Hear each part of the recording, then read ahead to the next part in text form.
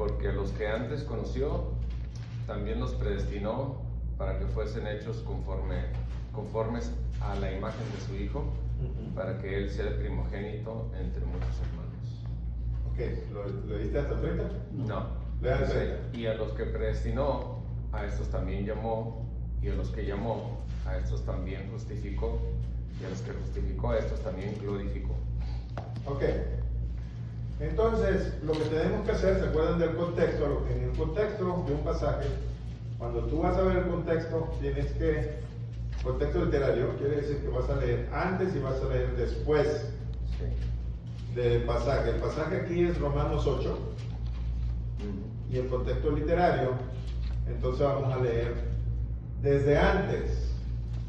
Y tenemos que hacer el contexto desde antes para entender el capítulo 8, versículos 28 y 29, porque si no lo hacemos así, no vamos a entender. Siempre tenemos que hacer eso. ¿Okay? ¿Se acuerdan cuando hicimos el de donde están 2 o 3 congregados? Ok, así tenemos que hacer en este. Ok. Entonces, en la carta a los romanos tenemos que entender que la carta a los romanos es una teología sistemática. La verdad es que alguien que me diga ¿qué es teología sistemática?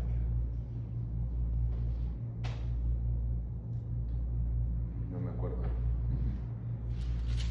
No. Un estudio teológico Sí.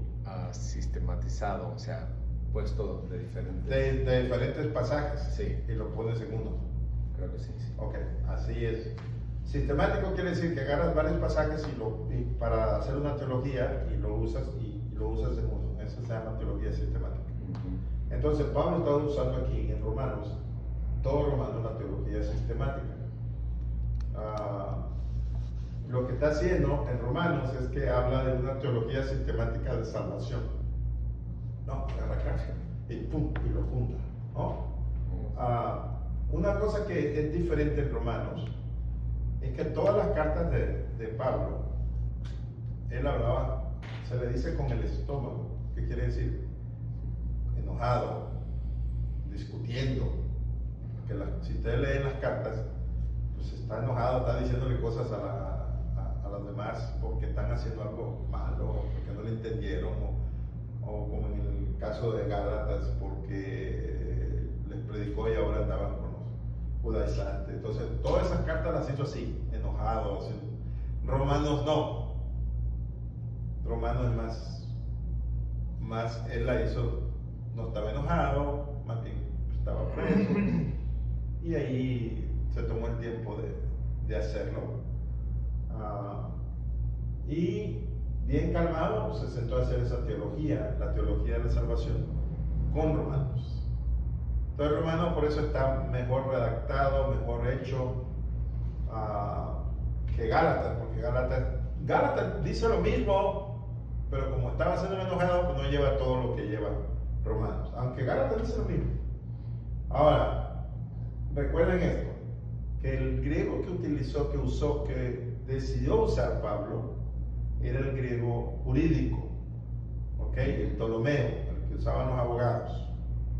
Entonces es un griego diferente, un griego más, que tiene que saber, ¿no? Ahora él no lo escribió, fue Tercero, que el Tercero sí era abogado.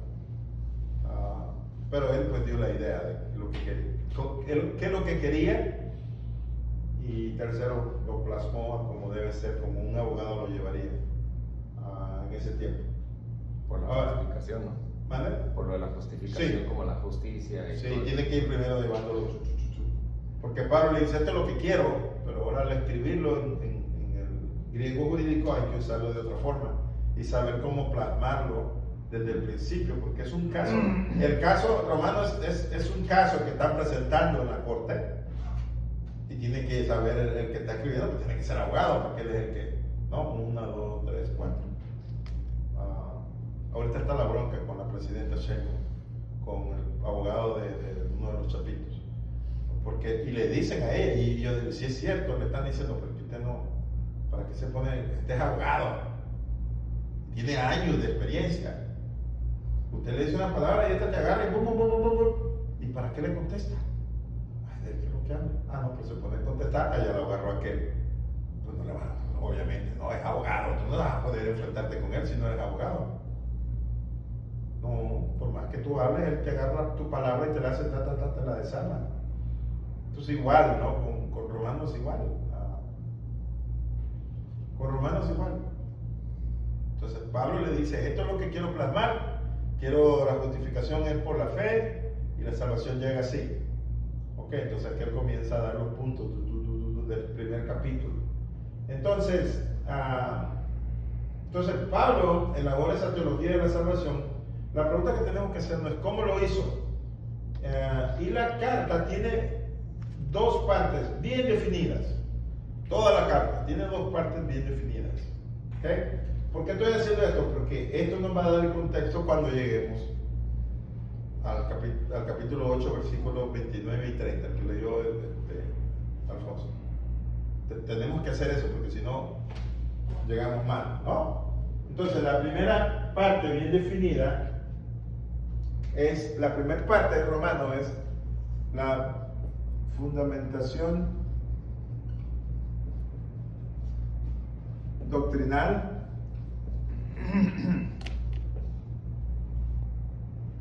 y la segunda parte, la fundamentación doctrinal son los primeros 8 capítulos.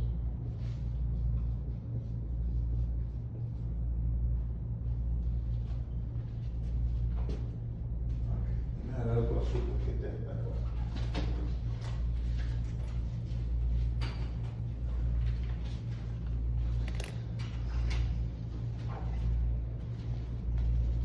Y la segunda parte de Romanos es la fundamentación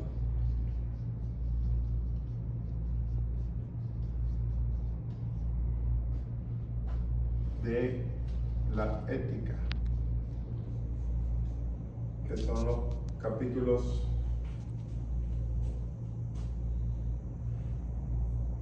del 12 al 16.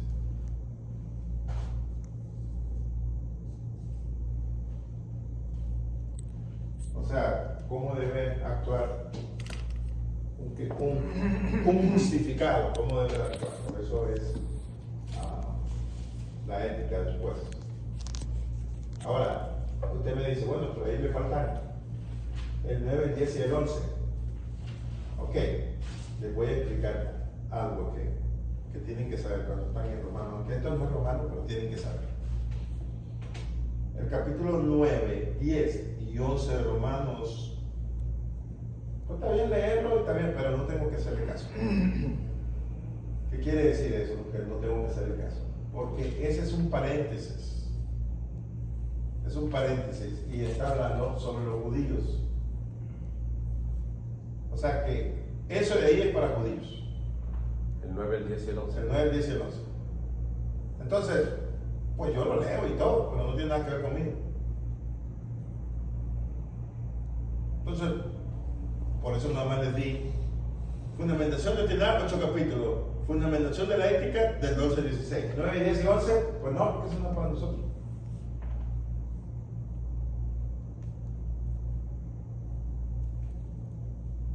Ahora, el calvinista si lo usa, y con eso te dice, con eso quiere justificar la predestinación, pero como nosotros sabemos que esa palabra no existe, ya sabemos que no, entonces ahí estamos viendo que eso va a ser para los judíos. Entonces nosotros, hay cosas específicas en la Biblia para los judíos que nosotros no podemos decir, pues, está bien, puedo saber qué significa y todo, pero no es algo que tengo que... Muy relevante. Sí, o sea, a mí me desespera escuchar a la gente hablar de Mateo 24 y ponérselo a los cristianos, y eso no tiene nada que ver con nosotros. Ese es de los judíos. A ellos les estaba diciendo Jesús, salgan corriendo, hagan no sé qué, si están en el techo, párense, cuando los iba a atacar Tito con todas sus legiones de romanos. ¿Y nosotros qué? Para la gran tribulación. Porque ahí va, por eso. Digo, volando. Exacto, por eso, porque no entienden que ese pedazo es para judíos y era para aquel tiempo que iba a suceder en Israel. Entonces lo agarran acá y lo juntan con Apocalipsis y con Daniel y hacen todas las cosas que no tienen nada que ver, porque no saben que ese no es para nosotros, no tiene nada que ver con nosotros. Sí, pero podemos explicarlo. No. Bueno, pero es que sí, si uno está ahí, debe estar uno listo. En eso. No, eso no tiene que ver con nosotros. Pues está ahí, pues claro, que Mateo está escrito para judíos, pues claro que está ahí. Y que no nos agarren embarazadas, porque a la hora de correr. Porque si no, a la hora de correr, ya andan aquellas que no las quieren. Ya no te vas, ya no te vas. No van a tener tiempo. Correr a los montes, ¿verdad? Les fue a pintar. Ok, entonces la parte doctrinal, vamos a ver esta. ¿Ya que vieron esta? Ya. Sí. Ok, entonces la parte doctrinal.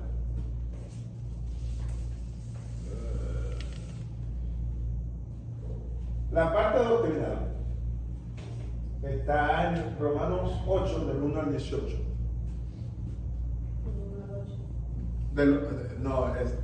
Sí, del 1 al 8, porque está 1, 18 hasta el capítulo 8. Ok.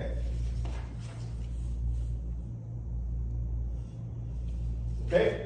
Ahora, en esta 1.8 del 8 hay 3 partes. Ok. Ahora, no vamos a ir versículo por versículo, pero tengo que darles para que entendamos el contexto. Ok, primero vamos a ver. Primero es el diagnóstico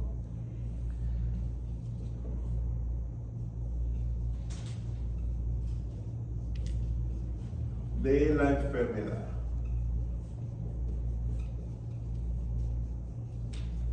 ¿Ok? Y ese es el pecado. ¿Ok?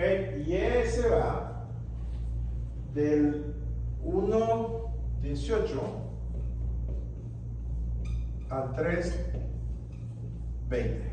Cuando uno va a dar una carta, un libro, uno tiene que dividir la carta, hacer las divisiones y todo, porque lo que vayas a enseñar o predicar de este hasta esto tiene que ir conectado con que el diagnóstico de la enfermedad, que es el pecado, tiene que ir conectado con eso.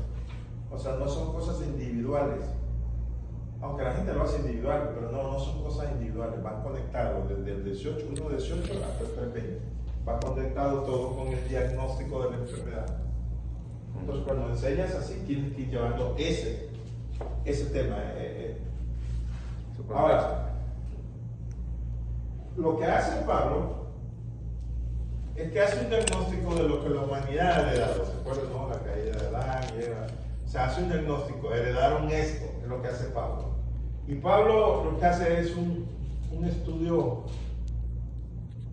antropológico, porque va a hablar del humano, del hombre, del humano, y hace también un estudio psicológico de los pecadores, que cuando habla de psicológico es cómo les afecta, cómo hace todo, eso le está haciendo lo que hace Pablo, ¿okay? Cómo le afecta al hombre. Vuelvo a decir, por eso me desespero y a la gente cuando dice, tienes que saber cómo te está afectando eso, cómo nos afecta a nosotros lo que pasó hace años con Adán y Eva, cómo te afecta tus emociones, tus pensamientos.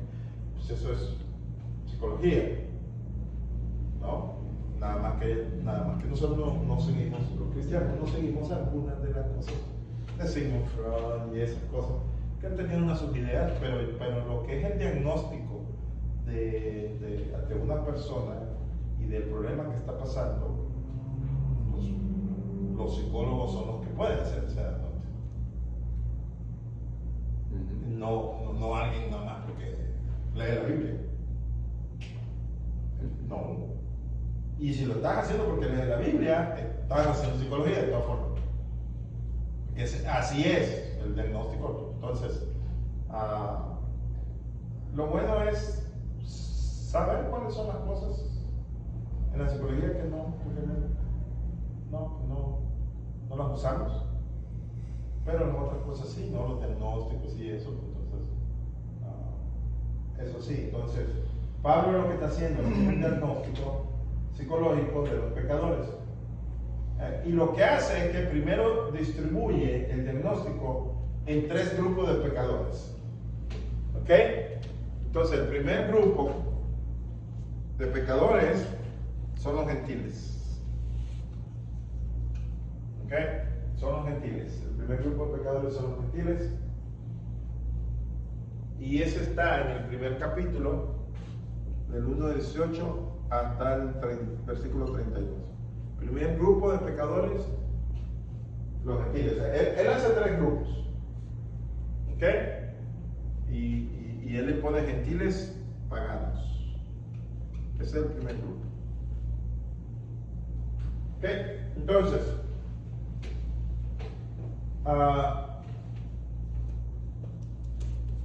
aquí cuando dice gentiles, está incluyendo gentiles, se le llama binomio porque incluye a gentiles y a romanos en ese grupo de pecadores. Y lo que Pablo está diciendo es que todos los gentiles no pueden decir que no conocen a Dios porque Dios se les reveló a través de la creación, o sea, a través de la ley natural. O sea, el gentil y el romano no pueden decir, no, yo no sabía, yo no conozco a Dios, yo no sabía de esto, no, porque Dios se había revelado a través de la ley natural, ¿no? La creación. Entonces dice Pablo que no tienen excusas, pero también dice que fueron estúpidos.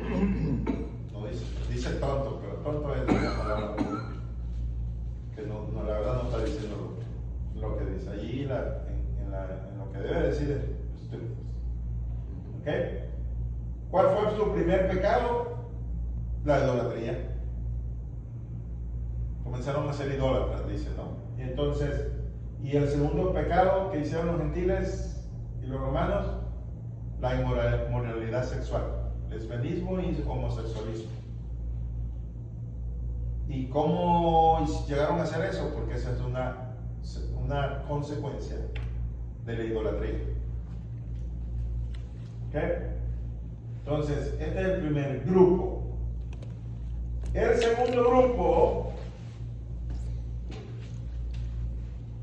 grupo, los judíos. Y ese está en todo el capítulo 2. Capítulo 2. Los judíos. Ese es el segundo grupo de pecadores. Y Pablo lo dividió así. ¿Qué pasaba con los judíos? Que los judíos tenían la ley.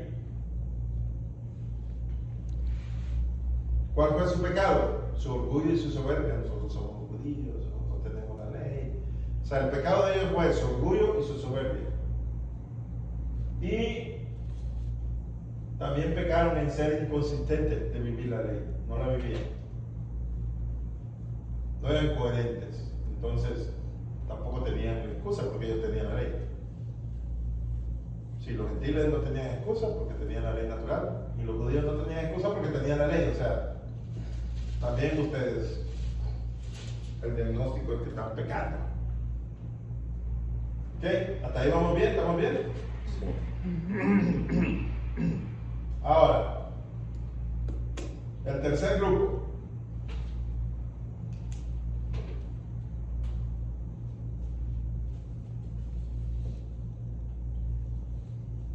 Los que sobran. ¿Qué quiere decir eso?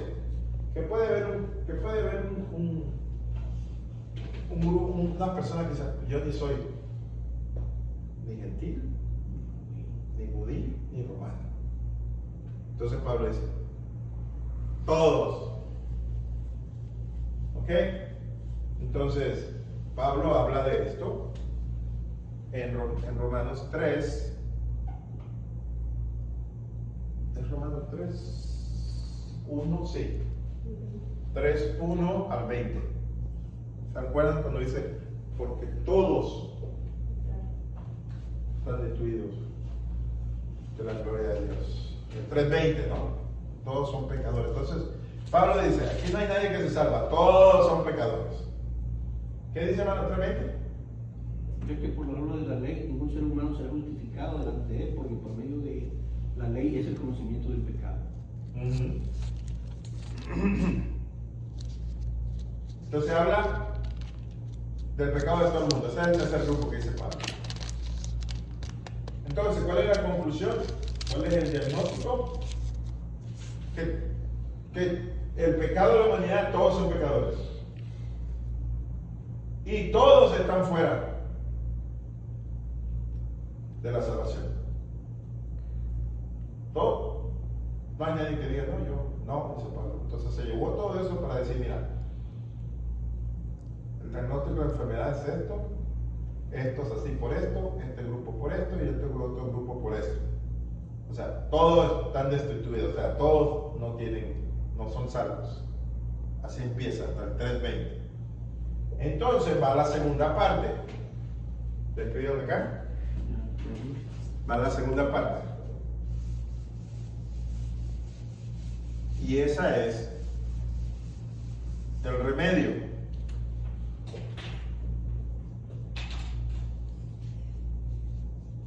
Ok, todos están destituidos, todos no son salvos, todos son pecadores. Y ahora hay que ver. O sea, todos están fuera de la salvación, nadie es salvo. Y ahora va a haber la segunda parte que es el remedio. Que empieza desde el 3:21 hasta el 5:21. Cuando vayan a dar Romanos ustedes, cuando lleguen aquí. Ahora vamos a ver, ya vimos los pecadores que todos éramos y que no teníamos salvación.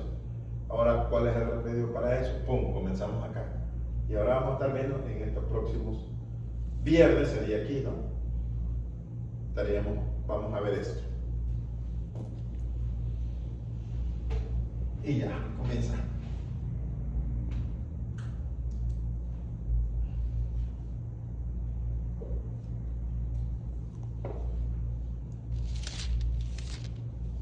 Ok, entonces en esa dinámica de remedio es que Pablo presenta un estudio de la justificación. Ahí está presentando el estudio de la justificación. Pero hace ese estudio del antídoto del pecado en 3 áreas. El primer área, el medio de la justificación.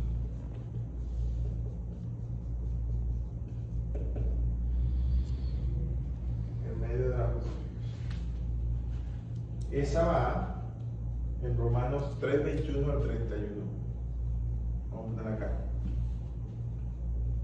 3:21 al versículo 31. Ahí va a hablar del remedio de la justificación. O sea, lo desarrolla, ¿no? El medio a la justificación, de la justificación. ¿Qué quiere decir eso? Que el remedio de la justificación es la fe en el sacrificio de Cristo, que eso es lo que nos justifica, la fe en el sacrificio de Cristo. Muchas veces, aquí no estamos hablando de esto, pero no lo puedo pasar por alto, porque muchas veces usted le pregunta a la gente, ¿usted por qué es salvo? Porque yo acepté a Cristo. Ah, no, usted no es salvo por eso. El medio es la fe en el sacrificio de Cristo. Lo que Él hizo, no es lo que yo haga, es lo que hizo Él. Entonces nosotros, por alguna razón, nos enseñan así, y entonces uno dice, es porque yo acepté a Cristo. No, ¿y de cuándo usted hace algo? No tiene nada que ver en la salvación, no. Yo pongo la fe en el sacrificio que Cristo hizo en la cruz por mí, en Él. Él es el de la justificación, yo no, el de la salvación, yo no tengo nada que ver. No, pero es que si usted no lo acepta, te vuelvo otra vez, como que yo tengo participación. No, eso sería por obras. O sea, si yo tengo participación es por obra. No. Es el que murió en la cruz el que me justifica. Yo tengo nada que ver. Gracias. Sí, es el de la cruz. Entonces, el medio de la justificación es Él, su muerte, su sacrificio. Y así llego a ser justificado, ¿no? Pero en el momento que yo digo, es que yo acepté, ya otra vez al mismo rollo.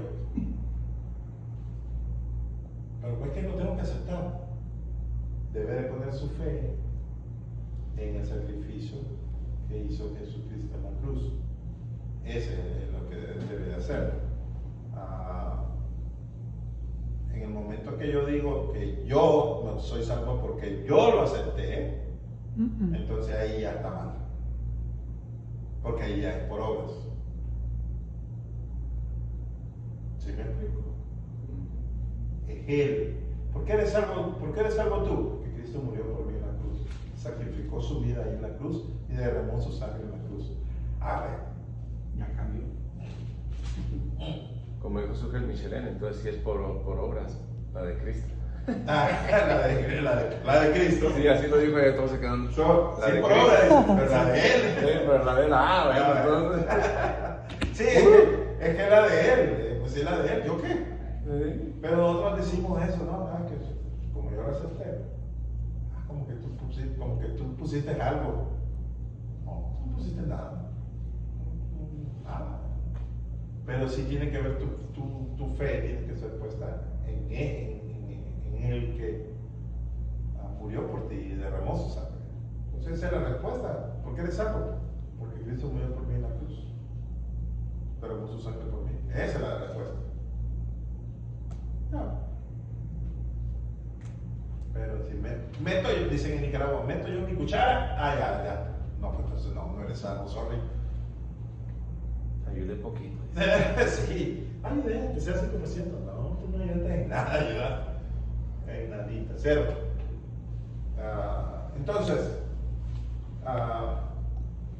ahora, ¿cuáles son los ejemplos de justificación? Porque hay ejemplos, y hay dos ejemplos, ¿no? El primero es en el Antiguo Testamento. Hay dos ejemplos del Antiguo Testamento que pusieron su fe. ¿Ok? Pablo da dos ejemplos. Y él en Romanos, usa el capítulo 4 para dar los dos ejemplos. El primero es Abraham. Él fue justificado no por obras, sino por fe.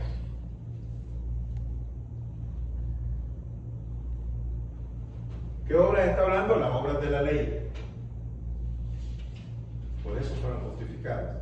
Abraham fue justificado sin las obras de la ley. Él solo fue por su fe. Porque le creyó a Dios antes de la circuncisión. Porque primero le creyó a Dios y después, años después, vino la circuncisión. Entonces, ¿qué hizo Pablo ahí? Le dio a los judíos de su propia medicina, porque sabía de las tradiciones. Entonces usó esa tradición de Abraham y dijo, mira, ahorita les voy a probar que no es por las obras de la ley que se salva, que eres justo, que eres justificado, sino por la fe que pones en Dios, por la fe en Cristo. Ahorita se lo voy a mostrar y usar a su ancestro, a su padre, Abraham, y le dice, él no se salvó porque siguió la ley todavía le faltaban años.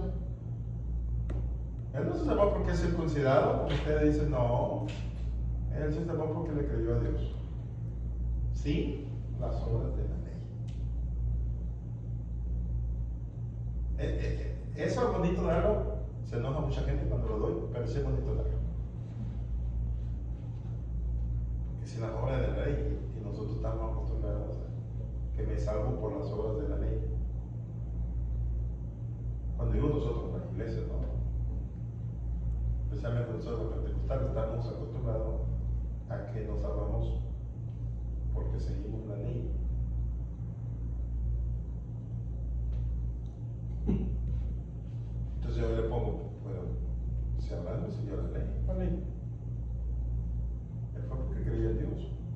No, pero es que uno tiene que mantenerse, uno tiene que, porque si uno peca, pues uno pierde la salvación. Okay. ¿Cuál hacemos? ¿El que dice Pablo con Abraham? ¿O el que alguien más diga? Porque aquí está bien claro. Abraham no siguió ninguna ley. Primero, ni existía la ley. Entonces, ¿cómo le hizo Abraham? Porque creyó a Dios. Por eso fue justificado. ¿Cómo en ese tiempo cómo le creía a Dios si todavía Dios no se manifestaba? Pero sí habló con él. Sí, pero Dios habló con él. Sí. Entonces, puso su fe en él, porque acuérdense que en ese tiempo, y él era de esos, él creía en muchos dioses. Y creerle a Dios, entre todos los dioses que ellos creían, eso fue lo que Dios le dio a él como justificación, porque me creíste a mí entre todos estos dioses que tú ya creías. Haciendo idólatra como no, exacto. Entonces, ese es el punto de Pablo, que dice, oye, este era idólatra y puso su fe en Dios, le creyó a Dios. Él tenía muchos dioses y le creyó, y eso fue lo que lo justificó, creerle a Dios. Entonces, él está dando ese punto, cómo llegar a ser justificado, y entonces da dos ejemplos en el Antiguo Testamento. Uno es Abraham. ¿Y qué hace? Y el otro ejemplo que dio fue el rey David. El rey David fue el otro que Pablo da ahí en el capítulo 4. Bueno, como no estamos viendo, hermanos, yo solo estoy queriendo que lleguemos al contexto del capítulo 8, 28 al 29. ¿Cuál es el contexto? Entonces, ¿cuáles son los resultados? Porque aquí es el remedio, ¿no? Aquí te está diciendo, este es el remedio, papá. Ahora, ¿cuáles son los resultados? Escriban acá porque lo voy a borrar. Ya. Listo. Ahora, ¿cuáles son los resultados? 3. ¿Cuáles son los resultados de la justificación? ¿Cuáles son los resultados de la justificación?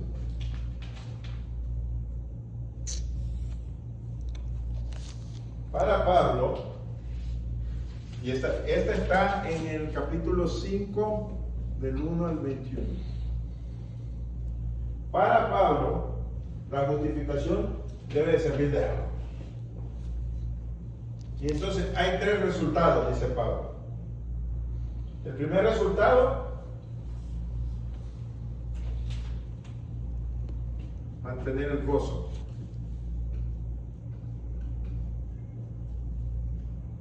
En medio del sufrimiento.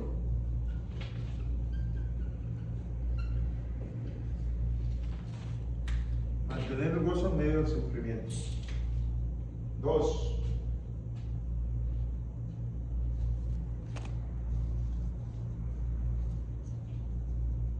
Porque lo que pasa, dice Pablo, que la justificación tiene efectos psicológicos, antropológicos,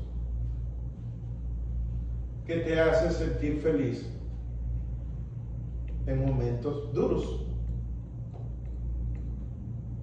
Esas emociones, estás feliz, cuando digo feliz, no quiere decir que no sufras, pero estás gozoso todavía, porque eres justificado, declarado inocente.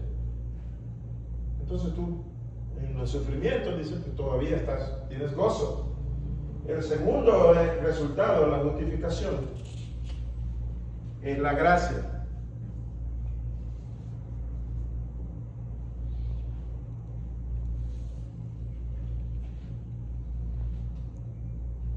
Es el resultado de la justificación, la gracia. Y el tercero es la santificación.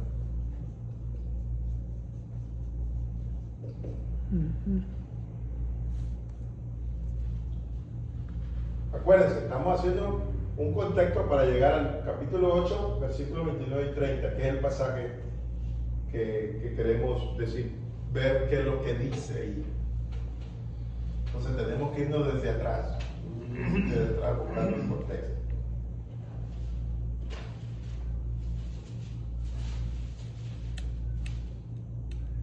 Como dijo un hermano, no, está mejor de la otra forma, nada más yo decía, esto es así ya. No, tengo que irme hacia adelante para un capítulo, un versículo, irme hasta allá y venirme ahí. Antes era fácil, nada más decía, esto significa esto. Bueno, te lo puede decir, eso no es problema. Para usted no es problema. Usted se queda todo perdido. Y sale otra secta ahí. Exacto, pero ¿cómo le hacemos?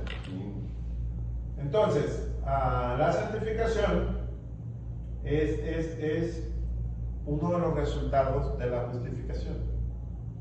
Buscar la santificación. Es uno de los resultados. O sea, ya te declararon justo, te declararon inocente y eso te lleva a buscar la santificación. No estoy diciendo buscar la santurronería, que eso es lo que nosotros, eso es lo que se enseña en la iglesia, ser santurrón. No, eso no tiene nada que ver con santificación. Nada. La santificación es muy diferente. Les voy a dar un ejemplo muy claro de una persona, me acaban de contar ayer. Es muy santurrón. Yo lo conozco, el santurrón. Y entonces, porque dice, yo no venía a comer allá, pues, casino, eso es pecado. Ir ahí al buffet que está ahí. Yo voy. Porque ya sé que no es santurronería, pero miren cómo es, o sea. Entonces van a trabajar a un lugar y van a trabajar en aire acondicionado de una casa. Llegan al lugar y la señora se ve que ella ya es mayor, llegando anciana y vive sola. Entonces llegan, los dos son cristianos, pero uno es más nuevo y el otro es el santurrón. Entonces llega y el santurrón es el ayudante. Entonces llegan al lugar y le dice, es que mire, si yo le compongo esto, le va a costar $2,000. Entonces es mejor comprarlo nuevo, que va a costar $400 y yo le voy a cobrar